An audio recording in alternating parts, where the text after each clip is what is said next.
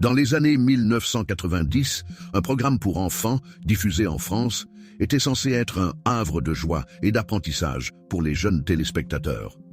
L'île des enfants, animé par Hervé H., un personnage charismatique, captivait l'attention des petits avec ses couleurs vives, ses chansons entraînantes et ses jeux éducatifs. Les enfants, fascinés par les aventures présentées à l'écran, ne se doutaient pas que derrière cette façade ludique se cachait une réalité sombre et troublante. Le décor de l'émission, une île imaginaire pleine de jeux et de surprises, était conçu pour stimuler l'imagination des enfants. Les paysages étaient colorés et vivants, peuplés de personnages animés qui prenaient de vie grâce au talent d'animateurs passionnés. Parmi eux, Hervé H. se démarquait. Il était le cœur de l'émission. Charmeur, drôle et aimant, il savait comment captiver l'audience, utilisant son sourire et sa personnalité attachante pour gagner la confiance des enfants et de leurs parents. Son visage, devenu familier pour des milliers de familles, incarnait la sécurité et l'amusement, une figure paternelle que les enfants adoraient. Malheureusement, Hervé H. n'était pas ce qu'il semblait être.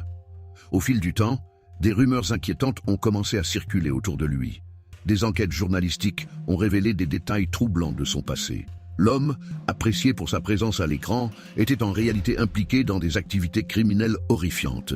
Des accusations de violence, de manipulation et même de cannibalisme ont émergé, mettant à jour une personnalité totalement différente de celle que le public avait connue.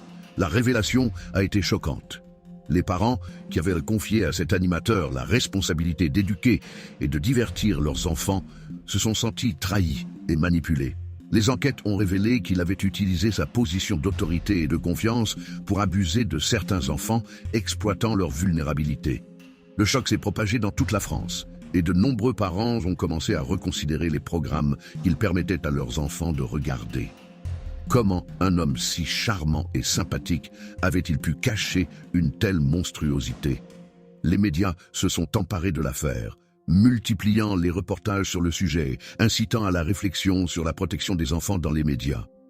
Les témoignages d'anciens enfants de l'émission ont commencé à émerger, partageant leurs expériences d'une époque qui avait été ternie par la trahison.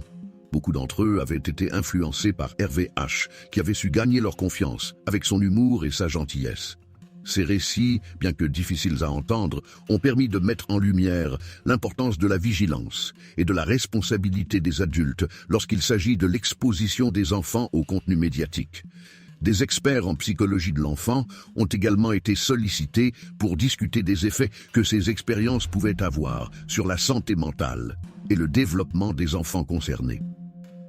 Face à cette tragédie, des discussions ont été lancées sur la manière de protéger les jeunes téléspectateurs. Les parents ont été encouragés à s'impliquer davantage dans les programmes que regardèrent leurs enfants, à discuter ouvertement des thèmes abordés et à être attentifs aux signes de détresse ou d'inconfort. Les réseaux de télévision, de leur côté, ont commencé à revoir leur processus de sélection pour les animateurs et les programmes, cherchant à éviter que de telles tragédies ne se reproduisent. L'impact de cette affaire a également été ressenti au niveau législatif, avec des propositions de loi visant à renforcer la protection des enfants dans les médias.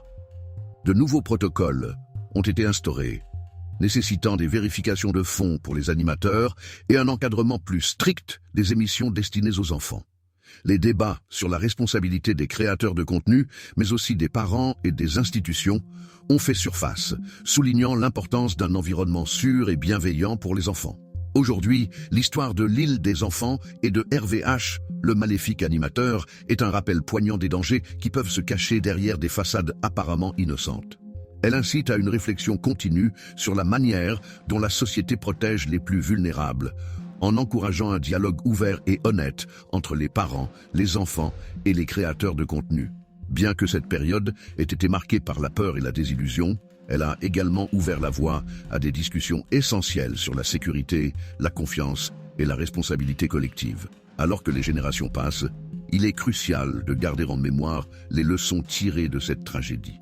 Les enfants doivent pouvoir grandir dans un environnement sûr, entouré de personnes de confiance.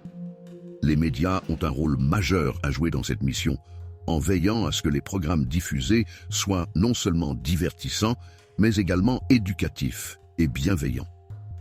L'histoire de l'île des enfants nous rappelle que la vigilance est essentielle et que chacun d'entre nous a la responsabilité de protéger les enfants en les élevant dans un monde où l'innocence est préservée et respectée.